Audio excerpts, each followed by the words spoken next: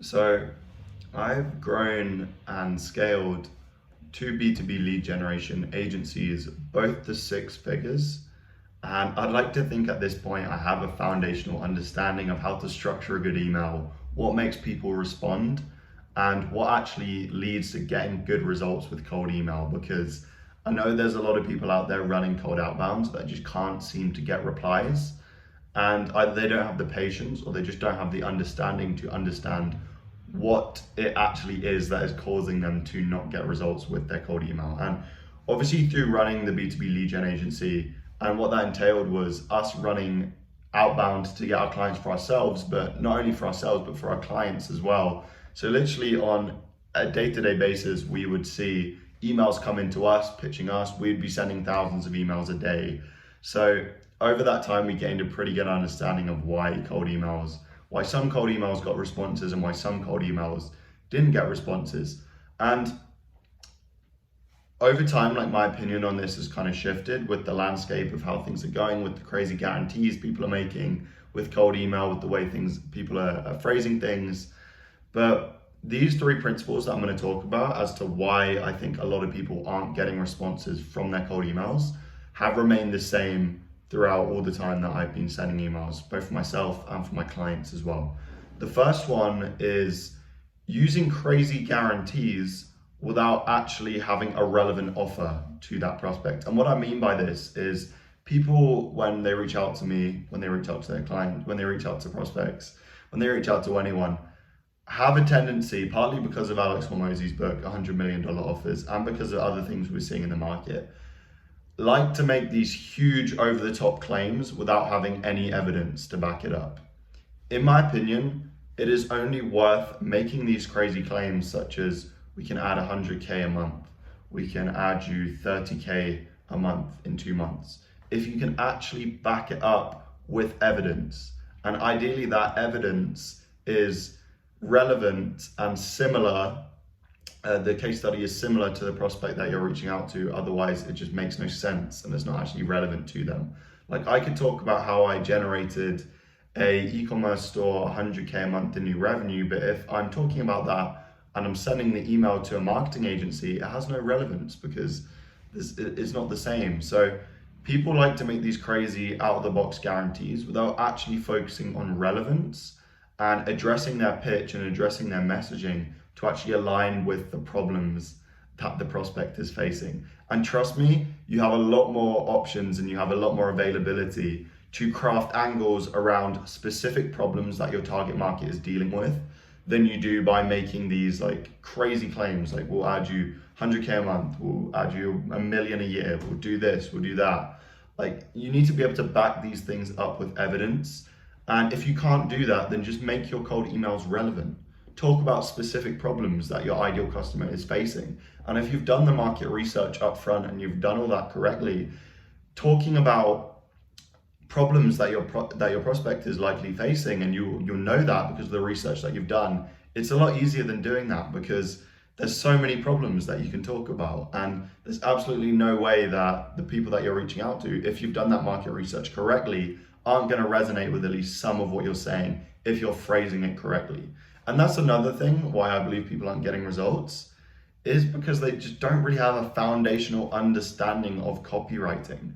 Like, cold email is a skill. The way you word emails, the way you add in certain words, the way you pitch things, the way you invoke curiosity, the way you phrase call to actions, the way you phrase your value statement, it's all a skill. And if you don't have that exposure to cold emails, if you're not in the cold email world and you're not seeing how people are phrasing different campaigns, you're not looking at winning campaigns, you're not understanding the whole paradigm of how people are phrasing emails, it's going to be very hard for you to write a cold email that gets responses. Because for me, without even understanding the offer, without even understanding who I'm targeting, I can write a cold email that I know will at least get some responses purely because of the way that I'm wording it. Like, you can give me a niche that I have no interest in, you can give me an offer that I have no understanding of, a niche I have no understanding of, and I'll be able to just word an email in a way that will get responses just because I understand the framework of how to view it and I understand the framework of how it's done.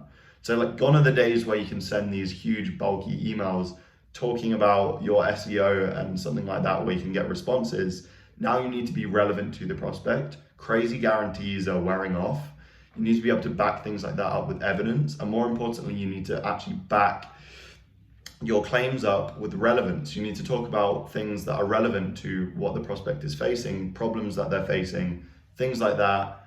Because the very reason that the prospect's ever going to get a call with you, going to get on a call with you is because they have a hunch that you can solve a key problem that they're facing. And the way you give them that hunch is by talking about those problems and showing that you have that awareness to solve those problems. If you talk about like, we'll add 100K a month, adding all these crazy numbers, you're not showing any understanding of their problems. And that's all marketing is people want to feel understood. It's about making the prospects feel understood by showing your awareness of those problems. And yes, absolutely, I'm not saying there's not a place for these big claims and these big guarantees, but they need to be backed up with solid and sufficient evidence that shows that you can actually back up the claims that you're making. Otherwise, it's just empty claims. And there's a lot of these empty, wild claims in the market. My business partner actually recorded a video on how you can position your offer and you can create offers without making these crazy guarantees. I'll link it in the description. But essentially, that's what it is. You need to show understanding of the prospect's problem. And so having a good understanding of copywriting as well. So get yourself immersed in this space. So join groups like Instantly's Facebook group. Get involved on cold email, Twitter. People share angles they write all the time. Yeah, get involved in I don't know, like the Slack group for Smart Lead, for example. That's 3 really good places you can be in just to get an understanding of campaigns people are writing, how they're phrasing emails.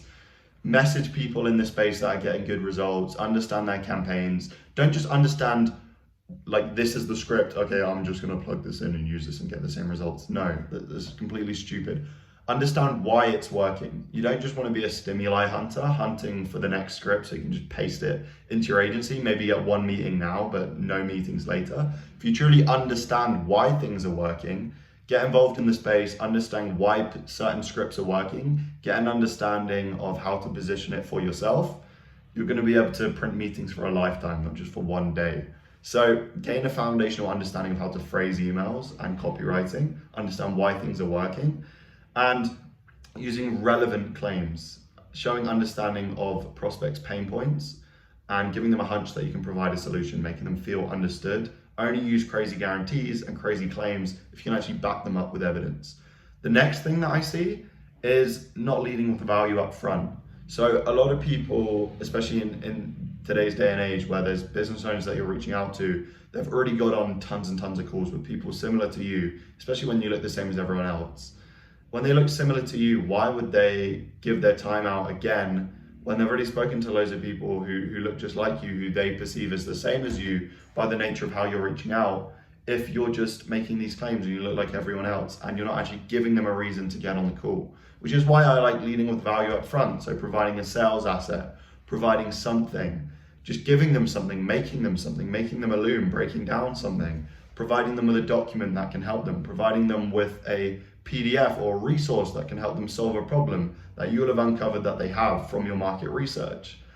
Providing them with a face-to-face call where you're writing out a white paper, for example, using something like the interview method, which is basically where you reach out to prospects and you say, we're writing a white paper based on how X industry can solve X, Y, and Z problems you've uncovered from your market research. Would you be okay in giving us 30 minutes of your time and we can send you the white paper that we've written and we'll share with you some information about how your competitors are doing in this landscape at the moment. So anything you can do to provide value up front to the prospect and not just literally just saying to them, okay, just give me 30 minutes of your time. This is how you come across it. Give me 30 minutes of your time. There's a very small chance I'll be able to solve your problem, but that's all that's in it for me. I'm gonna get the opportunity to sell you something. Maybe there's a very small chance that I'll actually be able to help you. But so what's in it for them, like from that point of view? You need to see it from their perspective and be like, if I was getting reached out to with this message, if I was in their position, if I had this to do,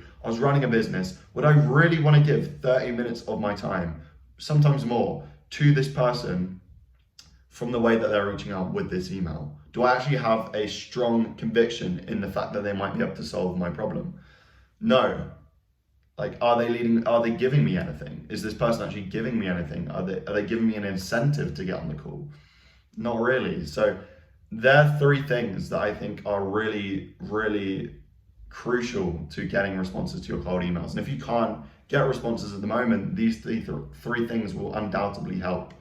I think just to go over them again, so gaining a foundational understanding of copywriting, exposing yourself to things like Instantly resources, like the Instantly.ai resources. So look through their documents on how to phrase cold emails. It's going to give you a great understanding.